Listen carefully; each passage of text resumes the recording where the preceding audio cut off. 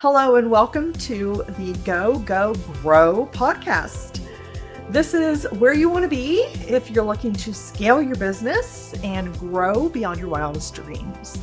My name is Michelle Page, your host, and we're doing things a little bit different today.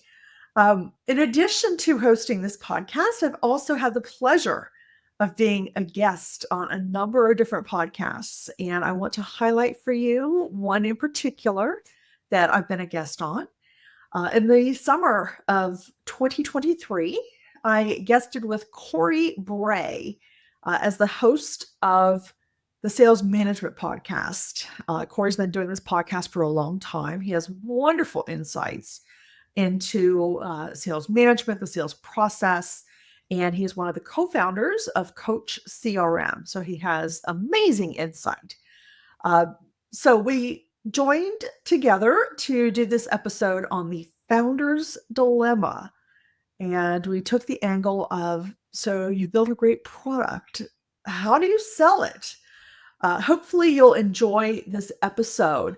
One of the biggest challenges that I hear from founders when they decide to start scaling is, how do you get from behind every single desk and take off every single hat in your organization and start expanding your team?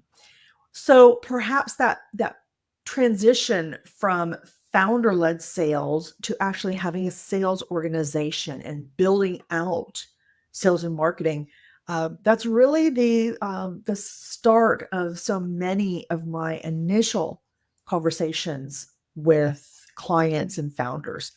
So we're going to start with that as the first clip here. Hopefully you'll enjoy it. And I'll be back with you in just a few moments, and I'll introduce the next clip. Welcome to the Sales Management Podcast, your source for actionable sales management strategies and tactics. I'm your host, Coach CRM co-founder Cory Bray. No long intros, no long ads. Let's get started. I'm here today with Michelle Page, and we're going to talk about the founder's dilemma. You've built a great product. Now, how do you sell it? Michelle, how are you? I'm doing great, Cory. Thank you for having me today. I'm looking forward to speaking with your audience and solving this dilemma. It's a dilemma, all right, because there's a lot of things going on here. You got to transition. It's like going from a caterpillar to a butterfly, and we're going from founder sales to something beyond that. Or maybe you're going from no sales to founder sales. So talk us through this idea of the founder's dilemma. What is it in your mind? Well, the founder's dilemma is, you are an expert in whatever industry you're in. You've built a great technology platform. You've built a wonderful professional service organization. Your manufacturing product is best in class. Okay, great. If you have an interested person in front of you that has a perfect fit for what it is you do, you can sell them all day. But if you go into a room of who you think should be able to use your product and they don't know who you are, your expertise in your product is really difficult to translate into expertise for sales. So when you have a founder-led sales organization, it's very, very difficult to scale. Oh, a lot of that is because it's tribal knowledge. You and your key cohorts, your key leaders, you have all this knowledge and you need a channel to share it and disperse it. Our brains don't have an API yet, do they? That's absolutely correct. Well, let me ask you, Cory, if you were that founder and you wanted to scale your business, who would you hire first, sales or marketing? Oh, that's a good question. I think, I am and have been that person. To me, the big question is, how much budget do I have for marketing? Because when I look at it from a founder's perspective, if you got a ton of cash, okay, I'm going to give you two answers because I don't say, everyone knows I hate it depends. So it never depends. Yeah, it always depends. It always depends. You have to make a decision. This is why I always do my business work before my legal work. Somebody says, you should ask your attorney. I was like, yeah, I'm going to ask my attorney once I have my answer to the business question. And so I don't get, it depends and get charged for that. My attorney is great. KP, love you, man. He doesn't do that. Some other folks have in the past. All right. So if I've got a ton of cash, what I'm going to do is I'm going to start with marketing. because what that'll allow me to do as a founder is to have a larger stream of higher quality leads to fill my calendar to get a ton more repetitions in so I can close a bunch of deals. Now I like sales and I'm good at it. And that's why I would choose that answer, given the fact that I can go to trade shows and run digital ads and do all of these other things that would require an investment. Now, if I am in more of a bootstrap situation, or if I'm in out of cash mode, which a lot of people are here as we set in summer of 2023, that's a tougher thing to do because marketing generated leads are going to probably be attracted on a longer time frame. And it's going to cost some real cash to bring them in, both in terms of hard costs to the things I just described, as well as soft costs to the individual hires that you've got. So I would do more outbound direct sales if I was in the cash strapped position.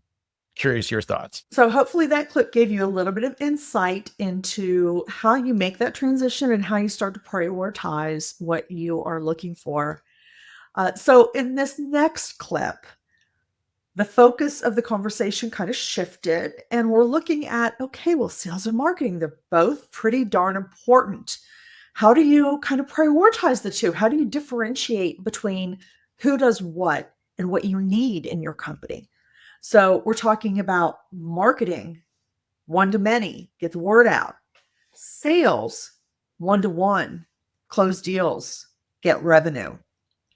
So watch and see what you think and kind of think about which one is the priority for your company. Spoiler alert, they're both pretty darn important. Well, that's a well thought out answer. So I appreciate that detail. And like you said, everything depends. But for a lot of those early stage companies where you've got a viable product or service and you have some revenue, so therefore you would think you have some budget, you need to think about who you're trying to reach and the most efficient and effective way to increase your revenue. So you really need both. Marketing helps identify who you need to talk to, what the message should be to them, and then they replicate that message one to many. They hopefully have a very strong call to action, but it still requires that prospect to take action. They're one of hundreds of thousands of people, or at least, 500 people, depending on how small your market is, that you want them to take that action. Yeah. Now with sales, you absolutely need that marketing 101. You need to know who your ideal client profile is. You need to have the good data list. You need to know who your profiles are and why your product or service matters to them. But then you're in one-to-one situation. It's no longer incumbent upon the prospect to call you because you're contacting them. Yeah. So if your messaging is off, you know immediately, I need to pivot. This is what the prospect is telling me. Maybe our ideal client profile is not what we thought it would be. Maybe we have a bigger opportunity here. So marketing does that great brand awareness, but sales generates revenue. Now, how do you reconcile this? You only have so much money. Yeah. And time.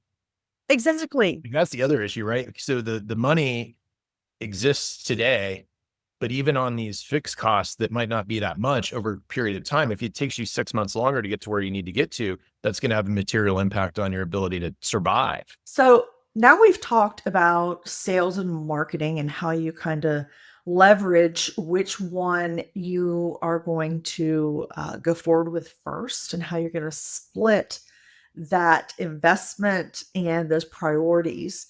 But what about the different makeup of those two different departments? Who do you hire and who does what within those organizations, those functions within your company? So let's think about sales in particular for a moment. If you're looking at who sits in that sales department and what functions they fill, obviously you've got somebody who's got to get the leads, somebody who's got to work the leads, somebody who's got to close the leads. Once you have a client come on board, they've got to onboard them. They've got to service and support them. So how do you define who does what? Listen, and I'll talk a little bit about that structure. That obviously begets the question: do you do this in-house, or do you outsource it at different specific functions? For example, do you bring in a fractional CMO? Do you bring in a fractional sales leader? Do you bring in fractional BDRs who can hit the ground running maybe a little faster than an employee could? Or do you invest in the person that you're going to build up and build a team around longer term? Those are also tough questions. Did you see my notes? I did see your notes. I'm not reading them right now. Maybe I internalized them. I've been playing a lot of cards lately, and I think that, you see a hand, you're like, oh yeah, this is where this is going to go. Yeah.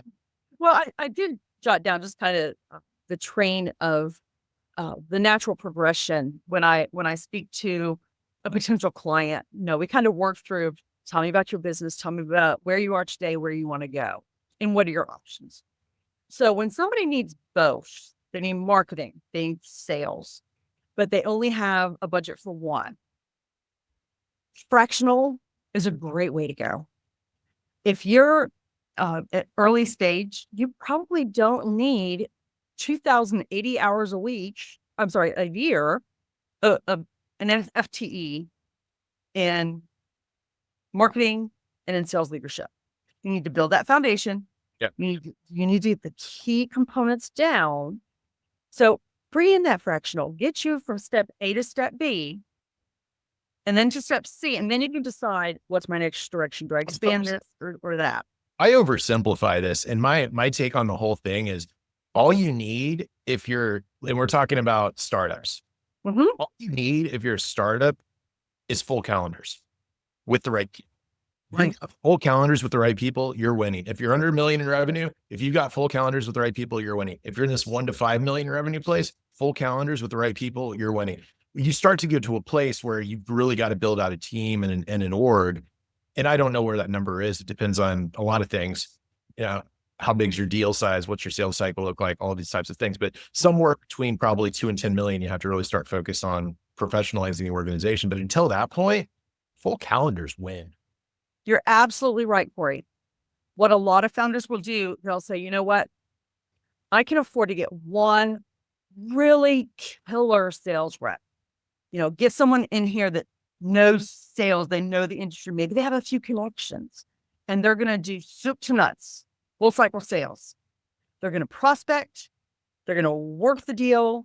They're going to close it, implement it, service it, sign the contracts for the renewals. They're going to do everything. They're going to be me, but clone myself. So the problem is that person only has so much bandwidth, and you get a really key opportunity or a really high maintenance prospect or customer. What's going to go by the wayside? It's prospecting. Yeah. And if you've got somebody that really loves to close deals, they probably have a different skill set, core competency, personality, motivations than somebody who prospects. And comp plan. There's the big one. That's the motivation for so many of them. So it really is two different roles. If you want that full calendar, if you want to keep that closer busy, it needs to be a 2-to-1 or 3-to-1 ratio of business development reps filling that calendar. I feel like some people are going to think that's a provocative statement. Tell us more about where your math comes from. I'm not saying if I agree or disagree. I just want to dig in a little deeper here. Absolutely. So if you are an account executive, how many qualified SQLs would you like per week? Assuming you're remote, you don't have to travel.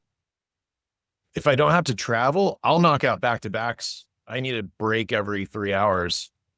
I'm like a Yorkie, give me a break every 3 hours. I'm good to go.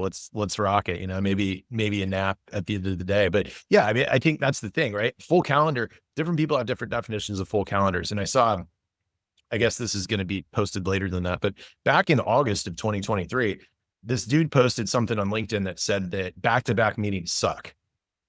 And he just got roasted by a bunch of people. It's like, oh, wow, must be nice, dude, to live in a world where you don't have to have back-to-back meetings to survive.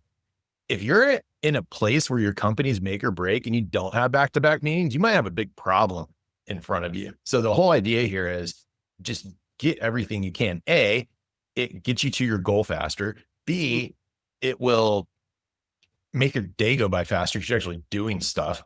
And then C, you make more money. And finally, like if you get burnt out from having a couple back-to-back meetings, then A, either you're in the wrong profession, or B, you're not doing your pre-meeting prep in a way that makes the thing easy for you. If you're good at sales, you understand your target market, you understand the personas, you understand the pains that you solve, you understand the type of objections you're trying to get. You should just be able to go into it's like the pro golfers that walk up and just hit the shot.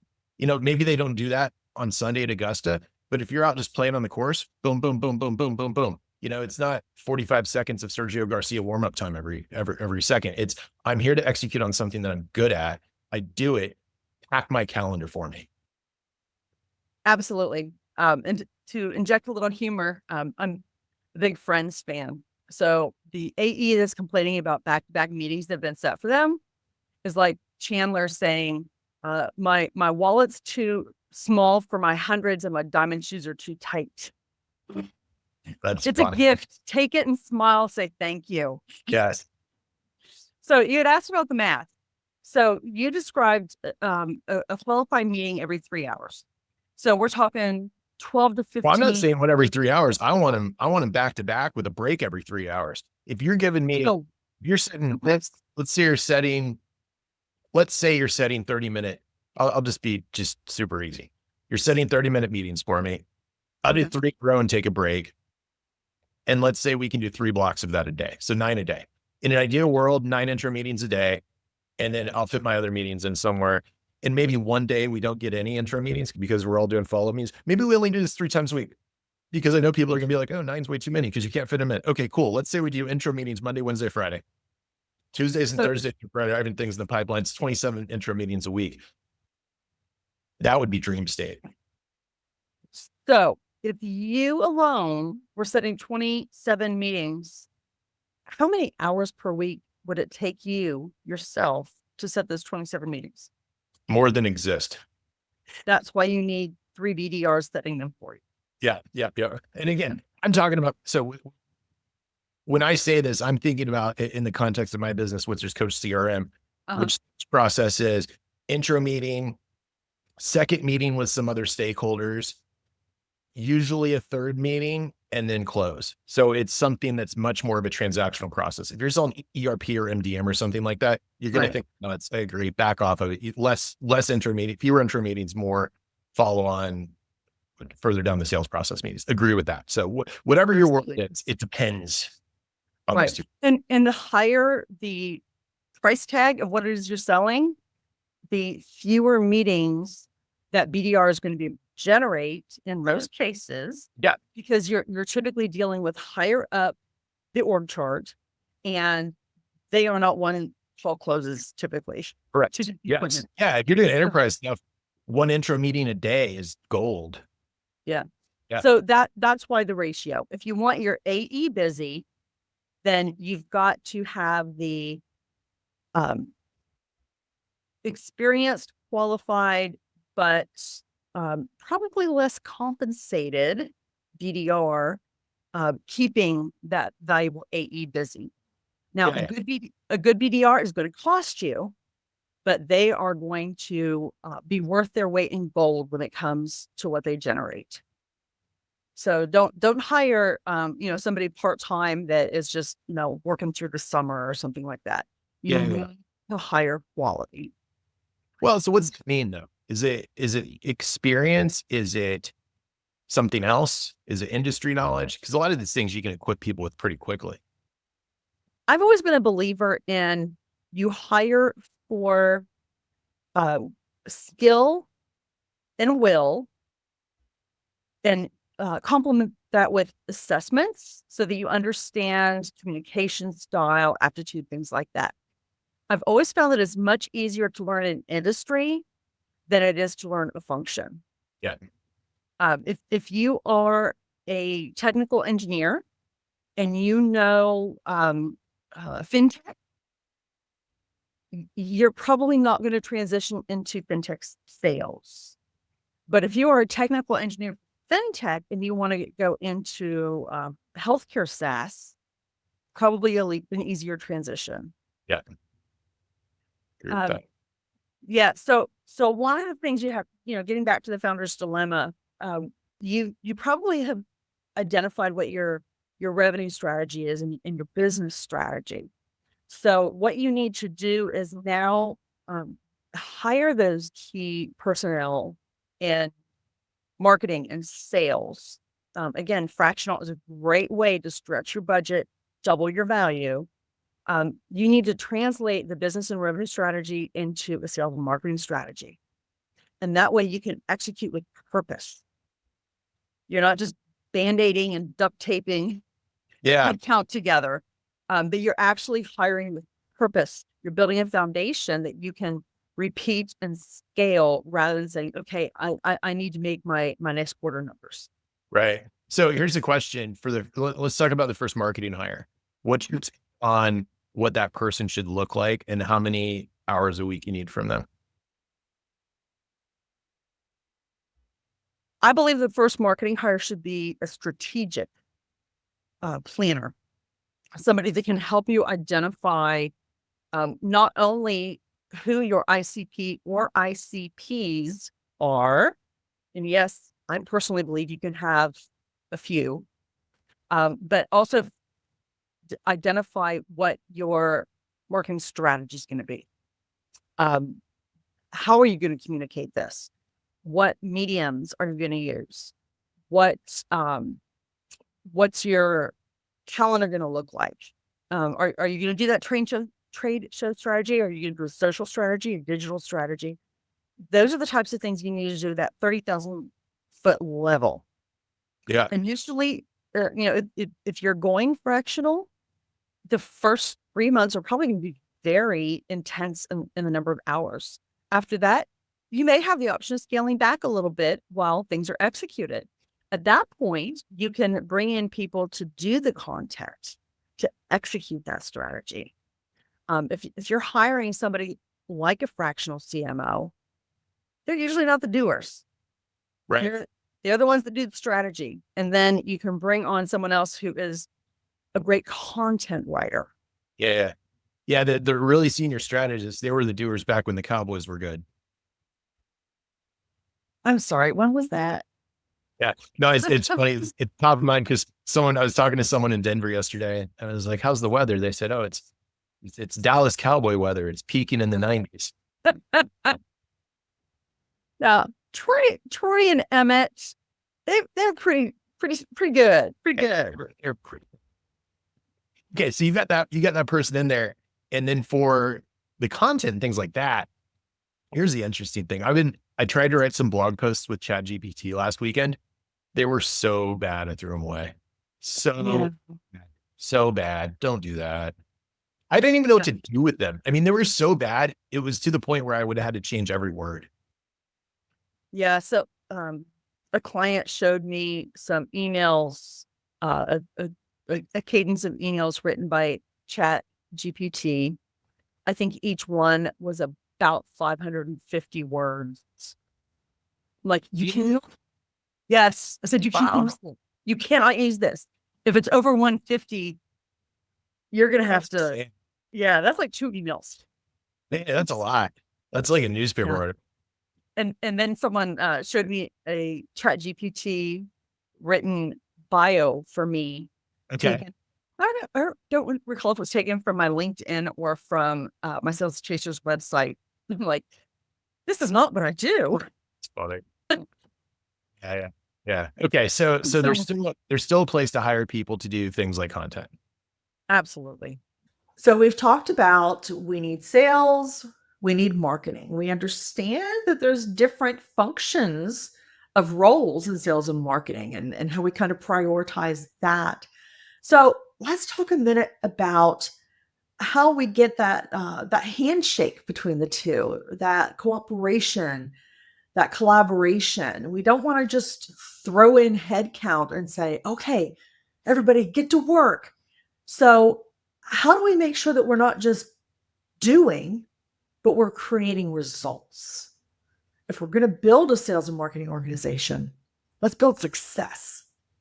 That's what we talk about now with Cory. So I guess the big question is, in your mind, so imagine somebody has the cash. They can invest in headcount. Are you saying that they hire marketing and sales at the same time, or they sequence them out?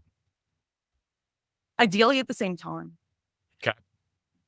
Like I said earlier, it's got to be a handshake between the two. Every single organization has to have communication. That is how you grow. You transfer that tribal knowledge. You make sure that the stakeholders in every area of the company are singing the same song. And if the CTO thinks the product is supposed to do this, and therefore they're selling it this way, but the UI UX person thinks it's speaking to this person, so they're designing it that way. Yeah. And then the BDR says, "Oh wow, this message is great, so I'm going to set the appointment based on this," but the AE is selling that. Not good. No. Okay. Everything starts with the right foundation, the right messaging, communication back and forth, and then practice and repetition. Practice trumps progress. So in this situation, if you have marketing and sales start at the same time, I guess I didn't ask you this question. So we talked about the level of person on the marketing side. If somebody's building up their first sales org, what's your take on the role of the first sales hire? A lot of organizations don't have the investment available, but you really need a strategic hire there as well. If you hire someone who is good on the phone, you're not going to have real direction over how you build that out. That person that you hired that's good on the phone may not truly understand the strategy that you've laid out. They may not have a CRM. They may not have a great data source. If you don't have all that in place, all you're doing is smiling and dialing. Yeah. Smiling and dialing is not how you grow your company. So no, I consider that the Band-Aid and duct tape approach. Yeah.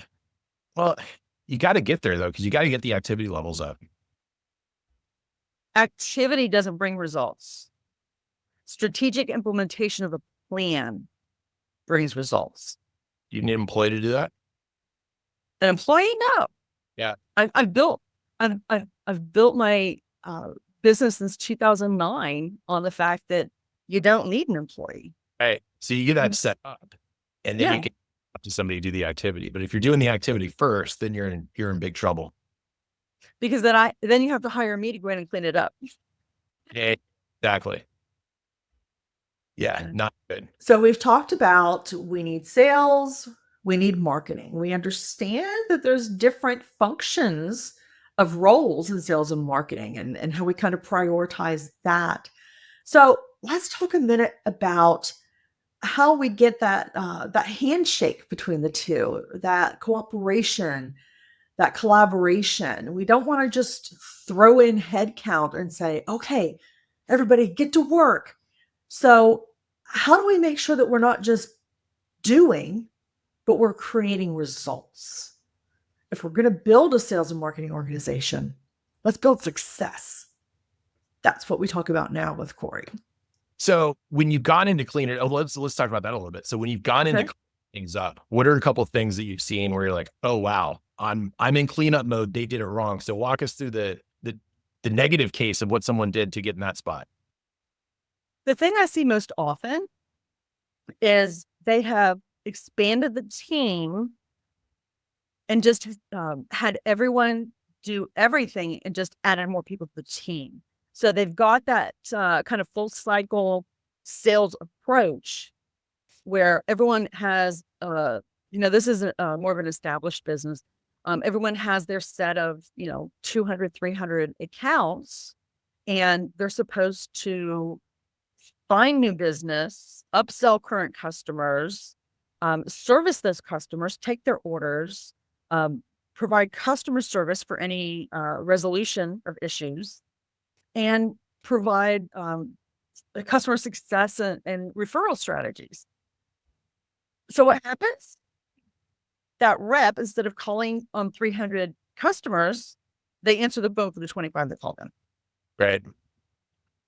So when that happens, it tells me that you don't have good job descriptions. You don't have a separation of roles. You hire someone not based on their skill and what they're really good at and what they want to do, but because they're a jack of all trades. Right. You want someone who's really good at prospecting, but you're going to ask them to do all this other stuff.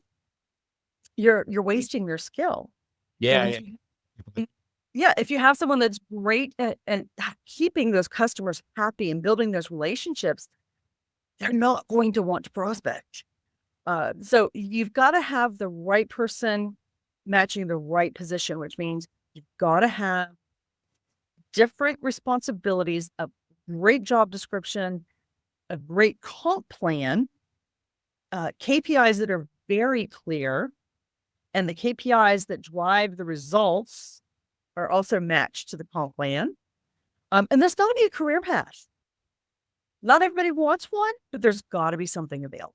Well, I think this is where it gets really hard when we think about things like the founder's dilemma is all the things you just described. The probability that sticks for more than 3 months is very low because you're talking about bringing in someone early stage and having a clear job description. You can do that day one, but do we have clarity around how it might evolve over time? And I think that's where having that person that maybe comes in on a fractional basis, or at least as an advisor on the front end, like, okay, there's one of two ways this could go. It either takes off and you go in this direction, or you hit stumbling blocks and it goes over here. Because if you give someone a clear job description, clear KPIs, a clear comp plan, a career path, and then all of a sudden what you thought was going to happen doesn't happen, all of that goes out the window and you have to start over again. So the agility is critical. Yeah. People aren't up for that job. And that's the hard part. Well, every document or every process, procedure, every training manual, in my opinion, is a living document. Yeah. It needs to be revisited regularly. And I'm not talking annually. I'm talking probably monthly, or every time a new technology is brought on, or a new product or market is included. It needs to be addressed, updated, trained, reinforced, refreshed. And if you're not coaching and monitoring and developing that way with, something like Coach CRM, then you're not doing the proper service to your BDR, to your entire sales team, and to your entire organization. Sounds like a lot of work. The heavy lifting is at the beginning, putting that foundation in place. So what you're saying is if the good foundation's in place, then the updates, the edits, the tweaks, the pivots, those are easier. Absolutely. I buy that. Yeah, that's good. Yeah, because if you have to start over because your foundation wasn't good, I see people get in trouble there a lot too. Like, oh, we're changing this market. I think the other thing is that I talk a lot about making sure that your team understands the specific pain points that your company solves. I think that's generally accepted as a good thing to do in sales. Well, does the product team understand that before they write a line of code? I've talked to companies and they said, oh yeah, here's what we built. And I say, well, what specifically are you solving with the thing that you built? And they just give me the look. And I said, oh, y'all don't actually know, do you? And not everybody does this. I wouldn't even say they're supposed to do this, but some do that and they get in a real bad spot because you just spend a lot of time, a lot of money building something that people don't want.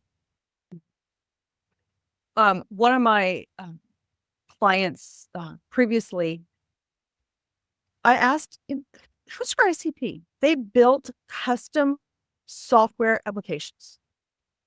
I'm like, oh, that sounds really interesting. Who do you target? Well, really, we can do anything for anyone in any industry. Oh, geez. I'm like, okay, so where's the depth of your experience? Oh, well, he visually draws me this map of everything everywhere. I said, okay, who can best use your service? Narrow this down. Well, we do mobile apps. We do EOS. But we do internal processing. I'm like, okay, you got to give me some help here. So what you're looking at is the difference between an addressable market, who could possibly use your service, and your ideal client profile. Right. So when you're designing that product, don't think about, speaking to the founders here and their technical teams, or if it's not a technical product, any type of product, don't think about who can possibly use this cool thing that you're making, but who is that person that would best utilize this, that whatever we have available is the best possible solution for them, and why. Yeah.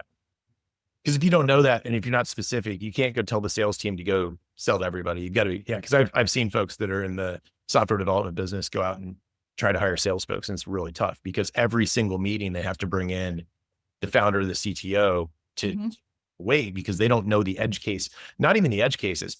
The salespeople don't have to know all the edge cases. That's what support staff and whoever built the product is there for, but they need to know all the use cases. And the difference between edge cases, use case is something that's common, and edge case is something that's uncommon. Right. And having 20 use cases it's a mess. It's too confusing. But if you go to someone in industry A and say, our use cases are industries A, B, and C for challenges D, E, and F, they can see themselves in there. Yeah, exactly. But if you're pitching a manufacturer and you say, well, this law firm, this is what we did, they don't see themselves in that. Right. Yeah. It's got to be super relevant.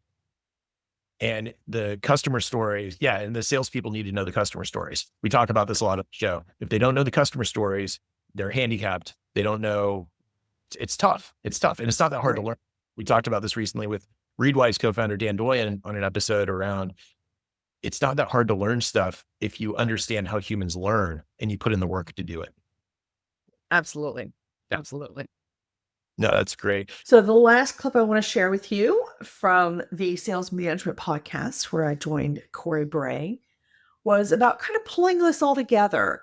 When you build out your sales organization and you make that transition from founder-led sales, and you kind of solve that founder's dilemma, how do you grow as a sales organization? And how do you emphasize that community, that teamwork between the beginning, middle, and end of that sales process, the communication?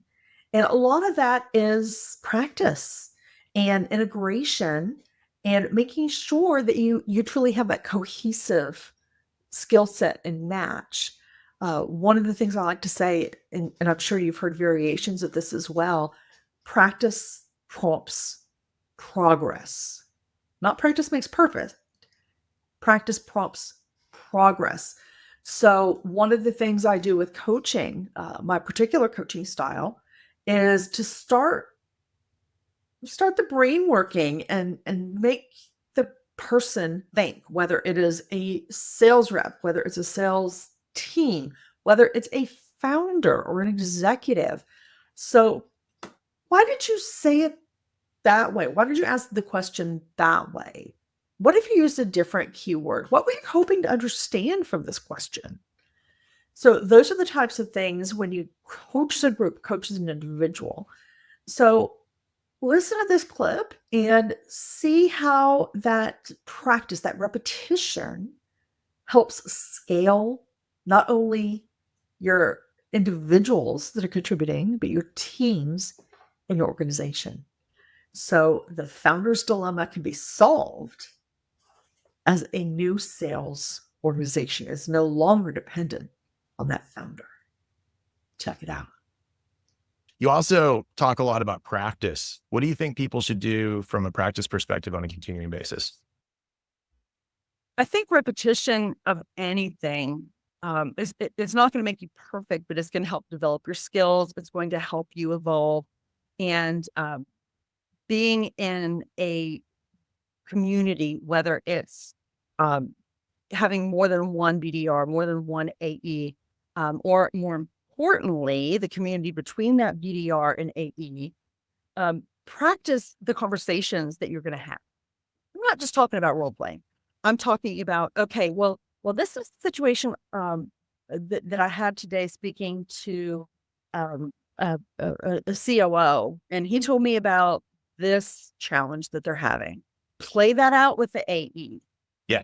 So always be thinking about what did I do, or what did I say, or what did I hear, and get someone with expertise in that and just go over it, replay it. Okay, well, what if I ask the question this way? One of the ways that I found coaching to be most effective when I'm doing one-on-one coaching is listen to a call and ask the SDR, that was interesting the way you phrased that. Why did you ask things that way? Kind of make them revisit, kind of re-practice that call. What were you hoping to uncover? What were you hoping they would tell you? If you had asked the question this way, or asked, this keyword, or omitted that keyword, do you think the reaction or the response would have been different? So what are your follow-up questions for next time? Can we walk through that? So it's always about preparing, practicing, and revisiting. Yeah. And I love how you ask the questions there, because the way you're phrasing the questions is you're driving them to think. Mm-hmm. Reflect on, did they actually have a plan? Did they execute on the plan? If your team doesn't have a coaching framework, shoot a note to freestuff@coachcrm.com, freestuff@coachcrm.com, and we'll send you over our 90-minute course on coaching salespeople. And since you sent it to Free Stuff, it's free. Yeah, Michelle, I love that's the right approach. Yeah. Spot on. Here's a question. Okay, so I have a math question for you. Oh gosh. I have my calculator handy. Imagine that somebody is in a spot where they're leading a company, their founder or their other executive. They just found an extra 10 hours this week, knowing nothing else and knowing that it depends. How would you split that time between marketing, sales, and customer success?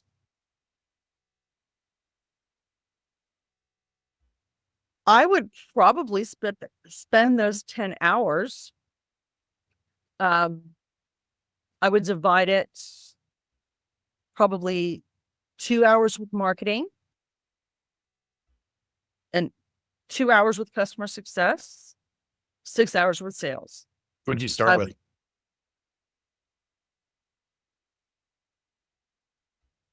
I would probably start with customer success. Yes. What are you hearing from your customers? I would then go back to marketing, and I want to understand the message they're putting out there. Yeah. And give them the feedback I heard from customer success. I think we should incorporate this. Right. Get their views on that. And then I go to sales and I listen. I observe. I watch. I have conversations with sales leadership. I have conversations with the AEs and with the BDRs, and then all of them together. Yeah. And those conversations are not lectures or training. It's collaborative conversation.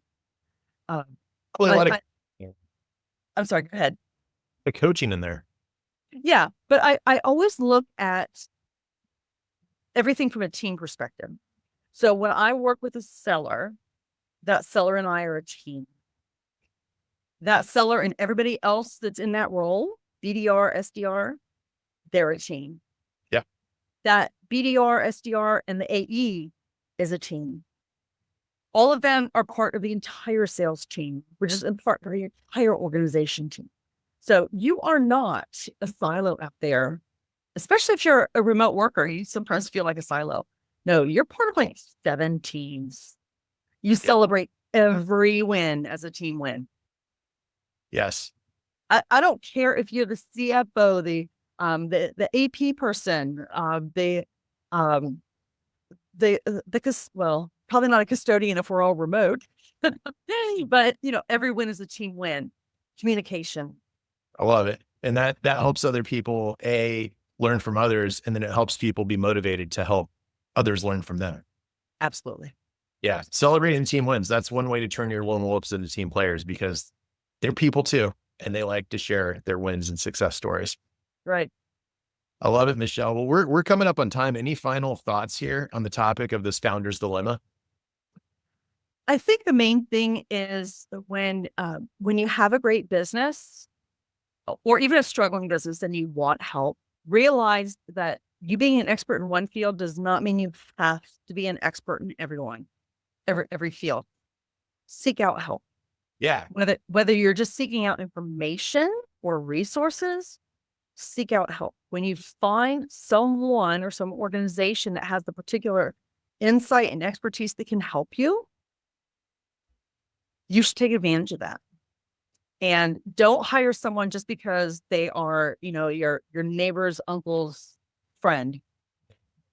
They've got to be the right hire. They've got to give you the return on the investment. They've got to bring expertise to you. And it's got to be something that's going to help you build your company. I love it. And I think that the key piece there also, as we discussed, is you got to be honest about timelines and risk factors. Oh my goodness, yes. Because it can't just be a definite thing, because you're going to grow. You're going to be a caterpillar, then you're going to be a butterfly. Yeah. And something else is I don't know what butterflies turn into, big butterflies, whatever it is. And if you don't know where you're going, you might end up someplace else. My favorite quote from Yogi Berra. Michelle, how can folks get in touch with you? Anything to plug today? Probably the best way is my website, Sales Chasers, just like it sounds.com. That has my email, my phone number. I believe it also has my LinkedIn profile. LinkedIn is Michelle Conkle page. And if you have questions, if you're looking for information, content, whatever, hit me up. I'm always happy to have a conversation. And I look forward to answering any questions that you might have. Very good. Thank you, Michelle. If you want to check out Coach CRM, go to coachcrm.com. We got a free version. We've also got a lot of offers up there for some content. If you want a free copy of that coaching course, again, that email address is freestuff@coachcrm.com. Like and subscribe to the podcast, Apple, Spotify. We're coming at you multiple times a week. We'll see you next time. So that wraps up how we solve the founder's dilemma of building out your sales organization and moving on from founder-led sales. The goal is to scale, and the founder needs to step out from behind that desk, the sales desk, and get your team around you so that you have the power and the strength in numbers so that you can scale. I hope you like this new format. I love sharing the podcast guest seat with other experts that are sitting behind the mic and discussing wonderful topics that share insight on how to grow your business, different aspects of sales, marketing, business growth, and is additional value that I can share with the Go, Go, Grow audience. If you would like more of the Go, Go, Grow podcast, please do check us out. We are on YouTube and all the different platforms that you may be watching and listening to your favorite podcasts on. Shout out to Cory Bray, the Sales Management Podcast. It was a pleasure speaking with him. Again, that was summer of 2023. I know he's had wonderful episodes. You may want to check that out. And please share this episode and other Go, Go, Grow episodes with another entrepreneur or founder that could also benefit. I appreciate you watching, and I look forward to our next conversation. Have a wonderful day, and go, go, grow.